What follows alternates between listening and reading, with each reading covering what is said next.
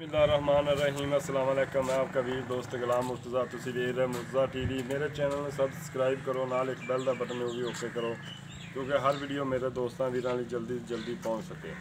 अज एक झोटी लैके आए हैं, मालक तो पूछांगे किन्ने सूए की इहदा हिसाब किताब है। एक गां लैके आए हैं, वीडियो एंड तक दोस्तों ने देखनी तो उम्मीद करने इंशाल्लाह पसंद भी आएगी। तो दो लैके आए, एक मझ लैके आए, झोटी लैके आए, एक गां लैके आए। इंशाल्लाह उम्मीद करने दोस्तों को पसंद भी आएगी। मेरा कैमरा मैन दिखा रहा है, झोटी खोले ना यार। है जी झोटी है, बरीक झोटी है, बिल्कुल कागज रंगी बरीक झोटी है माशाल्लाह सोहनी। पैरों कट दे, हाँ पैरों कट दे यार, फिर तंग किधर नहीं जाती है, कर्म वाली नहीं किधर जाना। बिल्लियां अखा ने चूर छड़ दे, तू छड़ दे। बिल्लियां अखा ने चूर कुंडे सिंह ने।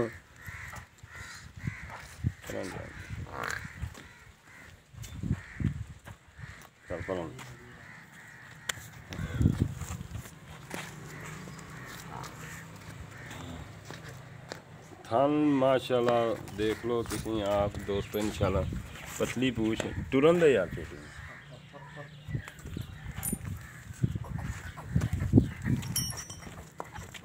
तो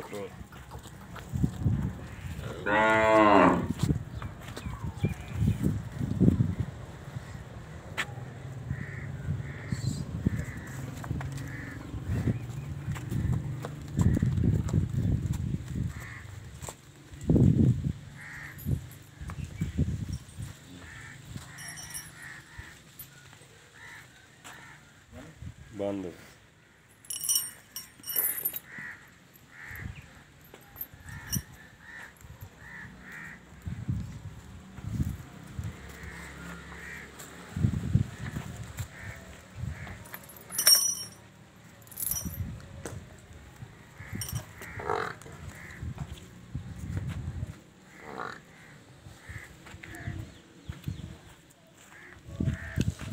मगर इहदे की है हैं कट्टा भी माशाल्लाह जी सोहना खूबसूरत है। पिछलियां खुद सफैद ने, पुछल सफैद है, सोहना कट्टा है। नाड़वा दिखाई यार, नाड़वा ताजी झोटी सूई है, नाड़वा कच्चा है जी। यार देखो मेरे घर ते दिखा यार, ताज़ा नाड़वा है, ताजी सूई है झोटी। दूजियां गल्लां मालक तो पुछ लैनियां ने। गां भी दिखा यार, फिर मालक नाल गल कर छड्ड करके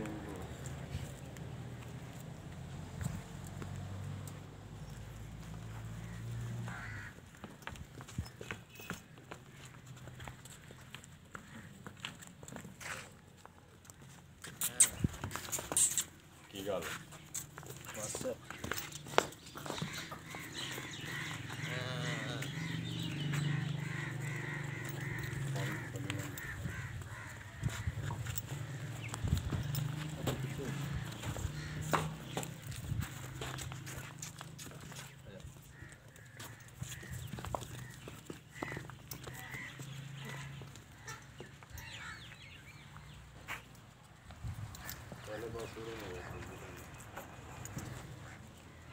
मूँह तो किवें पई जांगा चौकी मूँह बना लेंदी। हाँ जी और खा मूँह थोड़ी डर दी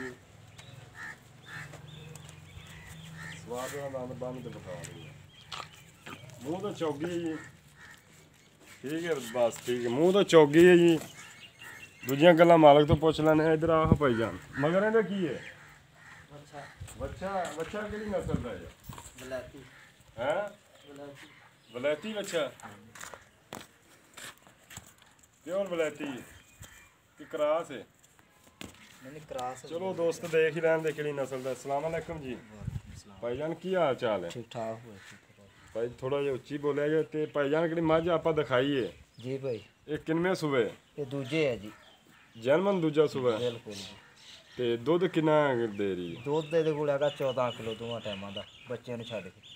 ਤੁਸੀਂ 14 ਲੀਟਰ ਤੇ 4 ਕਿਲੋ ਦਿਨ ਛੱਡਿਆ, 13 ਲੀਟਰ ਚਵਾ ਦੇਗਾ ਮੈਨੂੰ? ਬਿਲਕੁਲ ਜੀ ਚਵਾ। ਠੰਡਾ ਦੁੱਧ 13 ਲੀਟਰ ਬੱਚੇ ਨੂੰ ਕਿੰਨਾ ਛੱਡੇਗਾ? ਅਗਲੇ ਤੋਂ ਥਾਂ ਬੱਚੇ ਨੂੰ ਅਗਲੇ 2 ਥਾਂ ਛੱਡ ਤੇ 13 ਲੀਟਰ ਚੁਵਾ ਦੇਗਾ। ਬਿਲਕੁਲ ਜੀ ਦੇਖ ਲੈਣੇ ਭਾਈ ਜਾਨ, ਭਾਈ ਆਪਾਂ ਕਿਉਂਕਿ ਮੈਂ ਗੜਵੀਆਂ ਮਾਰਦਾ ਹੁੰਦਾ, ਮੈਂ ਟਾਈਮ ਤੋਂ ਟਾਈਮ ਚੁਆਈ ਕਰਦਾ ਹੁੰਦਾ। ਭਾਈ ਤੂੰ ਦੋ ਗੱਲ ਉਹ ਕਰਨੀ ਜੈਨੂਇਨ, ਕਿਉਂਕਿ ਝੂਠ ਮਾਰੋਗੇ ਕੱਲ ਨੂੰ ਸ਼ਰਮਿੰਦਾ ਤੁਸੀਂ ਹੋਣਾ ਹੈ। ਬਿਲਕੁਲ ਜੀ। ਕੋਈ ਦੋਸਤਾਨ ਹੈ ਕੂੜ ਮਾਰੋਗੇ ਸ਼ਰਮਿੰਦਾ ਹੋਵੋਗੇ, ਨਾਲੋਂ ਬੇਇੱਜ਼ਤੀ ਹੋਵੇਗੀ।